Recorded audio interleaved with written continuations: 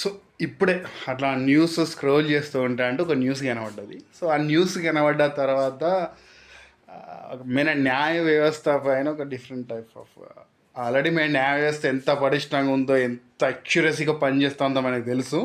కానీ అప్పుడప్పుడు ఇటువంటి న్యూస్లు చూసినప్పుడల్లా ఒక different type of mind set వస్తుంది. సో మెయిన్ ప్లాట్లోకి వెళ్ళిపోతే 1995లో 1995 ఈవెన్ నిన్ను పుట్టక ముందు లక్ష్మణ్ అనే ఒక ఫార్మర్, రైతు తన పొలం పని మీద, ఒక చిన్న పని మీద రిజిస్ట్రేషన్ అదో ఏదో మొత్తానికైతే నాగేష్ అనే ఒక అధికారి దగ్గరికి వెళ్ళిండు. ఇంక నాగేష్ అనే అధికారి 500 రూపీస్ లంచం అడిగాడు. ఎప్పుడు 1995లో, గుర్తుంచుకోండి, ఇయర్ గుర్తుంచుకోండి, 1995లో. సో 1995లో లంచం అడిగితే అదే ఆ 1995లోనే ఈ లక్ష్మణ్ అనే వ్యక్తి కేసు వేసిండు నాగేష్ పైన. సో 1995లో కేసు వేస్తే 2006లో ఈ నాగేష్కి కోర్టు ఏం చేసింది, జైలు శిక్ష చేసింది.